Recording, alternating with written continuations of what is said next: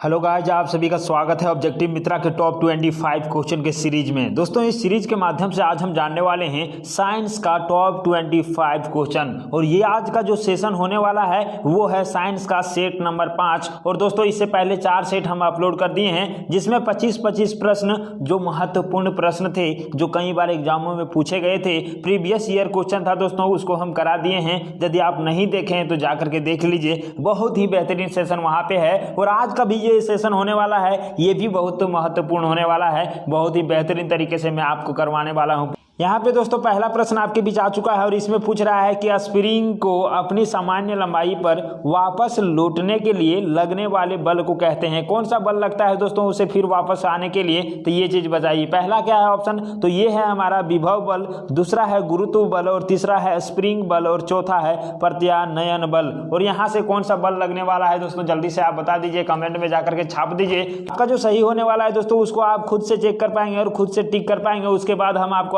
Answer बताने वाले हैं और आप देखेंगे कि आप सही थे या फिर गलत थे। तो चलिए, इसका भी आप लगा चुके होंगे और इसका जो राइट आंसर है वो आपका ऑप्शन नंबर डी हो जाने वाला है, जो है प्रत्यानयन बल। और यही होता है दोस्तों स्प्रिंग को अपने लंबाई पर वापस लौटने में लगने वाले बल।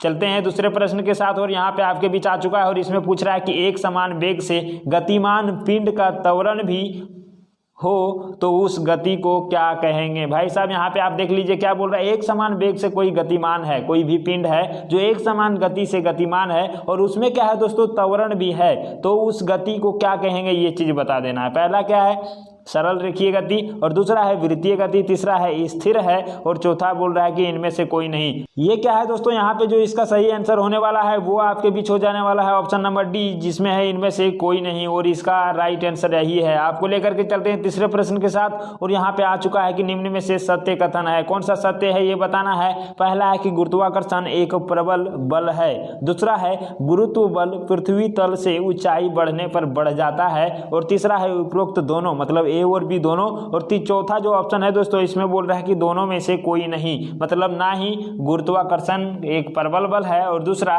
गुरुत्व बल पृथ्वी तल से ऊंचाई बढ़ने पर बढ़ जाता है। ये दोनों में से कोई नहीं है और दोस्तों ये सत्य है कि दोनों नहीं है। मतलब क्या है, ऑप्शन नंबर डी इसका राइट आंसर हो जाने वाला है। तो आप डी के साथ गए होंगे तो बिल्कुल सही होंगे। और इस प्रकार से आपके बीच आ चुका है चौथा प्रश्न और इसमें पूछ रहा है दोस्तों कि नेत्र में प्रवेश करने वाली प्रकाश किसके द्वारा नियंत्रित होती है। प्रकाश जो होता है दोस्तों नियंत्रित किसके द्वारा होता है ये बताना है। पहला है कॉर्निया, दूसरा है रेटिना, तीसरा है पुतली और चौथा है लेंस।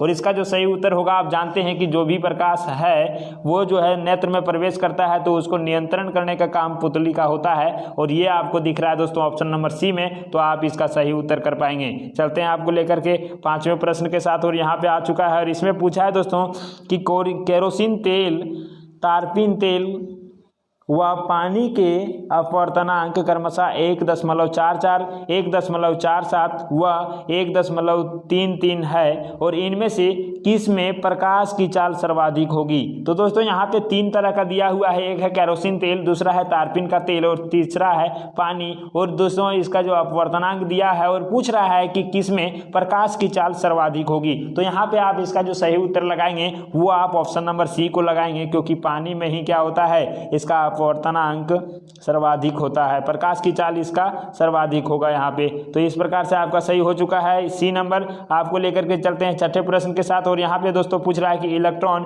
किस प्रकार का कण है। इलेक्ट्रॉन के बारे में पूछा है दोस्तों, आप जानते हैं इलेक्ट्रॉन होता है, प्रोटॉन होता है, न्यूट्रॉन होता है, और यहाँ पे उसका आवेश पूछा है दोस्तों। जानते हैं प्रोटॉन जो होता है प्लस होता है, प्रोटॉन प्लस, ठीक है, और इलेक्ट्रॉन जो होता है ये माइनस का होता है, मतलब क्या होता है ऋण आवेश, और ये प्रोटॉन क्या होता है धन आवेश। तो यहाँ पे इलेक्ट्रॉन के बारे में पूछा थी, ऋण आवेश होगा, और न्यूट्रॉन क्या होगा दोस्तों, आवेशहीन होगा, मतलब ना ही उसमें प्लस होता है और ना ही माइनस होता है। तो ये हमारा होता है न्यूट्रॉन का, लेकिन हमको पूछा है इलेक्ट्रॉन का, तो हम देखेंगे कि ऋण आवेश वाला कहाँ है, तो आप देख पाएंगे ऑप्शन नंबर बी में। तो ये आपका राइट आंसर है। चलते हैं आपको लेकर के 7वें प्रश्न की ओर और यहाँ पे पूछ रहा है दोस्तों कि उच्चतम वेधन क्षमता का विकिरण है। उच्चतम वेधन क्षमता मतलब क्या है दोस्तों, जिसका वेधन क्षमता सबसे ज्यादा हो वो कौन सा है, तो यहाँ पे आप देखेंगे ऑप्शन में तो क्या है, ये अवरक्त है, अवरक्त विकिरण है, दूसरा क्या है पराबैंगनी किरण है, तीसरा है गामा किरण है और चौथा आर किरण है, आर रेज है। तो यहाँ पे देखेंगे दोस्तों जो सबसे ज्यादा वेधन क्षमता होता है वो गामा किरण का होता है, जो आपको ऑप्शन नंबर सी में दिख रहा है। और इस प्रकार से आप सी के साथ गए हैं तो आप बिल्कुल सही हैं। और आपको लेकर के चलेंगे 8वें नंबर प्रश्न के साथ। यहाँ पे आ चुका है दोस्तों और पूछा है कि न्यूट्रॉन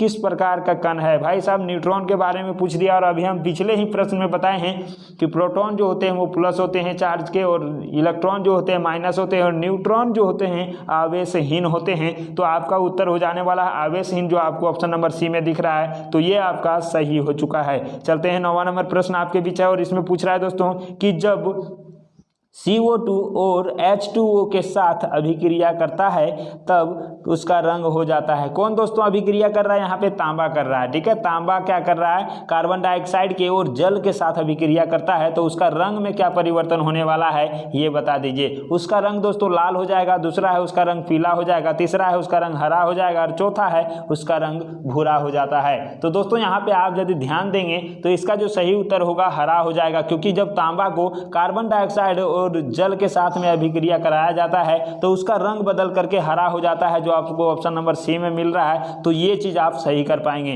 चलते हैं 10वें नंबर प्रश्न के साथ और इसमें दोस्तों थोड़ा सा पूछा है, क्या पूछा है भाई साहब, तो इसमें पूछा है कि इनमें से कौन सा बेयर अभिकर्मक के नाम से जाना जाता है। बेयर अभिकर्मक के नाम से कौन सा जाना जाता है दोस्तों, ये चीज बताइए। और बेयर अभिकर्मक के बारे में बता दें कि ये जो होते हैं पोटेशियम परमैंगनेट का क्षारीय तंतु विलयन होते हैं। तो चलिए हम ऑप्शन में खोजते कहां पे है, तो देखिए दोस्तों पहला में है पोटेशियम परमैंगनेट का क्षारीय तंतु विलयन, तो यही आपका सही उत्तर हो जाने वाला है। तो आप ऑप्शन नंबर ए के साथ जाएंगे तो यहां से आप इसका सही उत्तर लगा पाए होंगे। चलते हैं 11 नंबर प्रश्न के साथ और इसमें दोस्तों पूछा है कि निम्नलिखित में से कौन सुमेलित नहीं है। दोस्तों सुमेलित नहीं है उसको छांटना है। पहला देखेंगे कि जंतु विज्ञान जो है अरस्तु से संबंधित है, तो ये तो भाई बिल्कुल सही है। दूसरा है वनस्पति विज्ञान थियोफ्रेटस से संबंधित है, ये भी हमारा क्या है बिल्कुल सही है। तीसरा है वर्गिकी और कैरोलस लीनियस से संबंधित है, तो ये भी हमारा बिल्कुल सही है। और यहाँ पे आप देखेंगे दोस्तों जो डी नंबर है इसमें बोला है द्विनाम पद्धति और ये दिया है RH व्हिटेकर, तो ये दोस्तों आपका गलत हो चुका है। तो यहाँ से आप ऑप्शन नंबर डी के साथ चले जाएंगे और यही हमारा सुमेलित नहीं है। तो अब आपको लेकर के चलते हैं 12 नंबर प्रश्न के साथ और ये प्रश्न थोड़ा सा लंबा है दोस्तों। यहाँ पे पूछा है कि निम्न में से कौन सा कथन सत्य है, और सत्य का यदि तलाश करना है तो सभी को देखना होगा।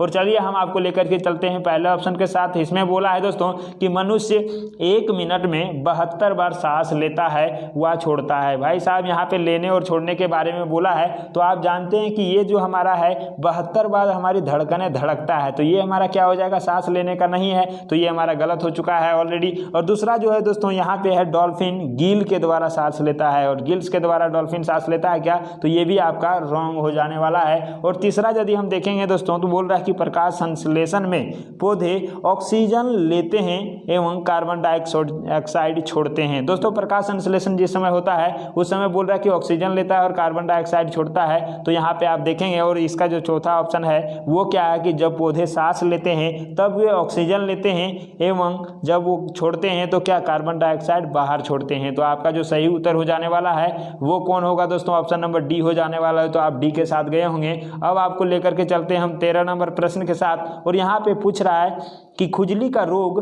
स्कैबीज निम्नलिखित में से किससे होती है।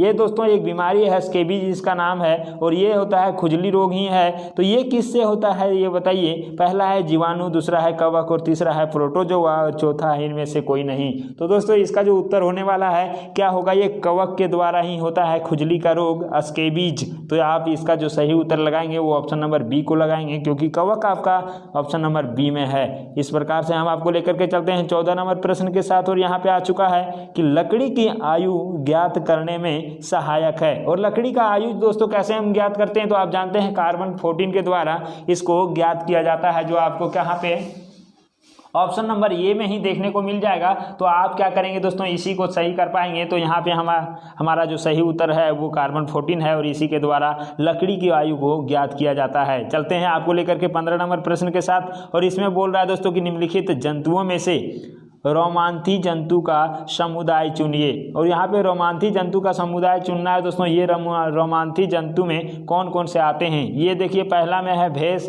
गाय, हिरन, और दूसरा है बिल्ली, हिरन और भैंस, और तीसरा है दोस्तों भैंस, गाय, कुत्ता, और चौथा है गाय, हिरन, कुत्ता। तो दोस्तों ये रोमांथी जो होते हैं जंतु, ये शाकाहारी जंतु होते हैं, और आपको ऑप्शन नंबर ए में सभी शाकाहारी दिख रहे हैं, घास खाने वाले दिख रहे हैं। तो आपको ये सही हो जाने वाला है, ऑप्शन नंबर ए। और इस प्रकार से आपका 15 नंबर सही हो चुका है। 16 नंबर प्रश्न आपके बीच है, और इसमें पूछ रहा है कि 5 कूलम या फिर न्यूटन तीव्रता के विद्युत क्षेत्र में 1 कूलम धन आवेश पर बल आरोपित होगा। कितना बल लगेगा दोस्तों, ये आपसे पूछ रहा है कितना है। तो 5 कूलम है या फिर न्यूटन है तीव्रता के विद्युत क्षेत्र में 1 कूलम धन आवेश पर कितना आरोपित होगा, कितना बल लगेगा, ये बताइए।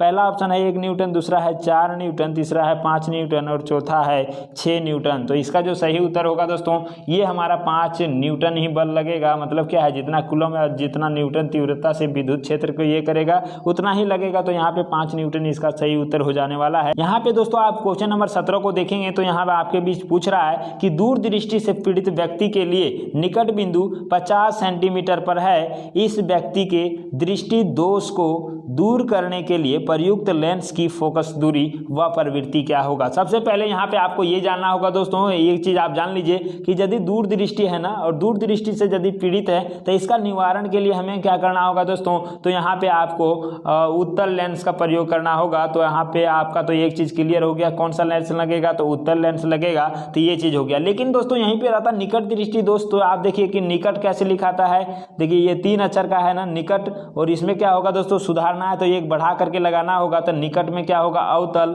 अवतल लगेगा। लेकिन यहाँ पे आप देखें कि दूर है, और 2 अक्षर का है, और ये क्या है दोस्तों, इसको सुधारने के लिए एक बढ़ा करके, तो ये हमारा उत्तल। तो आप इस प्रकार से याद रख सकते हैं। तो यहाँ से हमारा क्या हो चुका है कि दूर दृष्टि दोष से पीड़ित है, तो इसमें तो हमारा उत्तल लगेगा ही। लेकिन दोस्तों यहाँ पे 50 सेंटीमीटर की दूरी पर है, तो आप देखेंगे कि 50 सेंटीमीटर यहाँ पे प्लस वाला ही लेना होगा, जो आपको ऑप्शन नंबर ए में दिख रहा है कि प्लस 50 सेंटीमीटर उत्तल लेंस। तो आपका ये सही हो चुका है। 18 नंबर प्रश्न आपके बीच है यहाँ पे कि एक द्विक्षार अम्ल का अनुभार 98 है, तो उसका तुल्यांकी भार होगा। अम्ल भार दिया हुआ है और तुल्यांकी भार पूछ रहा है दोस्तों किसका, तो एक द्विक्षार अम्ल है, उसका जो अनुभार दिया है 98 है, तो उसका तुल्यांकी भार क्या होगा। और इसका जो सही उत्तर हो जाने वाला है ये क्या होगा दोस्तों, तो आप यहाँ पे इसका सही उत्तर लगा पाएंगे जो ऑप्शन नंबर बी में है, मतलब 49। और इसका दोस्तों आधा हो जाता है, तो आप यहाँ पे 49 को सही लगाएंगे। तो चलिए ये हमारा क्लियर हो चुका है। 19 नंबर प्रश्न आपके बीच है, और इसमें पूछ रहा है कि स्टेनलेस स्टील में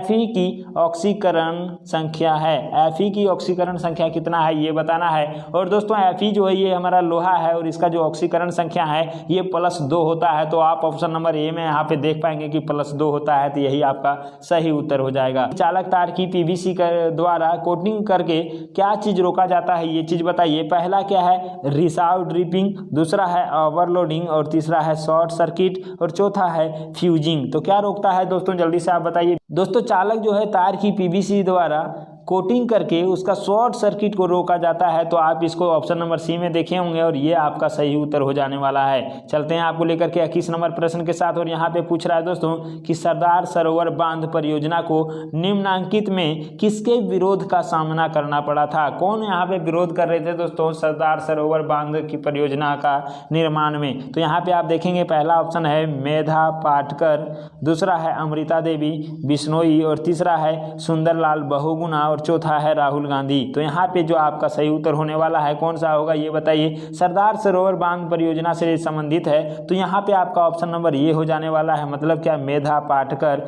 और इन्होंने ही दोस्तों क्या कर रहा था, ये विरोध कर रहा था। तो चलिए ये हमारा सही हो चुका है। और 22 नंबर प्रश्न आपके बीच है कि माइक्रोसॉफ्ट एक्सेल वर्कशीट कमांड का प्रयोग होता है। जो माइक्रोसॉफ्ट एक्सेल है उसका वर्कशीट कमांड का जो प्रयोग दोस्तों क्या होता है ये बताइए। और हम आपको बता दें कि इसका जो काम होता है वो क्या होता है, सारी वर्कशीट को व्यवस्थित करना होता है। जितना भी वर्कशीट है दोस्तों उसको व्यवस्थित करना होता है, सजा करके रखना होता है। तो ये आप यहाँ पे देख पाएंगे कि ऑप्शन नंबर ए में सारी वर्कशीट को व्यवस्थित करने में है, तो आप इसी के साथ चले जाएंगे। तो 22 का राइट आंसर ए हो जाने वाला है। 23वां नंबर प्रश्न आपके बीच है और इसमें बोला है दोस्तों कि इनमें से किस वर्ष गूगल स्थापित हुआ था। गूगल का स्थापना कब हुआ था दोस्तों, मतलब क्या है, गूगल बाबा जो आपका बहुत करीबी मित्र है उसका जो स्थापना कब हुआ था दोस्तों, कब स्थापित हुए थे, ये चीज़ आपको बता देना है। और इसका जो राइट आंसर है, आप जानते हैं कि 1998 में गूगल का स्थापना हुआ था। तो इस प्रकार से आप यहाँ पे इसका सही उत्तर लगाए होंगे।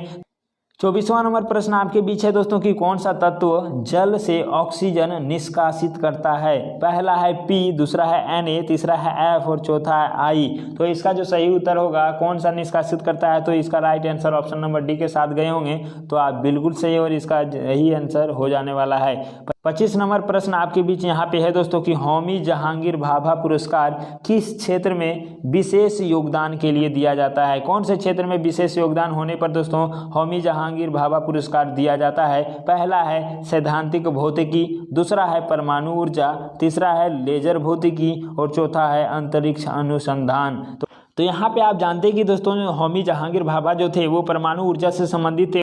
इसका राइट आंसर जो होगा दोस्तों आप यहाँ पे लगा पाएंगे कि परमाणु ऊर्जा इसका राइट आंसर है। मतलब क्या है कि परमाणु ऊर्जा के क्षेत्र में विशेष योगदान के लिए ये पुरस्कार दिया जाता है, होमी जहांगीर भाभा पुरस्कार। तो आप इसका भी सही उत्तर लगा पाए होंगे। और इस प्रकार से दोस्तों आज का ये सेशन जो हमारा था टॉप 25 क्वेश्चन का वो हमारा समाप्त हो चुका है। आप सभी का बहुत बहुत धन्यवाद इस वीडियो को देखने के लिए। और दोस्तों ये भी बता दीजिएगा कि वीडियो को देखने के बाद आपको ये कैसा लगा, साथ ही साथ अपना मार्क्स भी शेयर कर दीजिएगा कि आप इन 25 प्रश्नों में से कितने प्रश्न को सही उत्तर लगा पाए हैं। आने वाले दिनों में दोस्तों अगला जो सेट होगा वो हमारा कुछ और मॉडिफाई होते हुए आते रहेगा।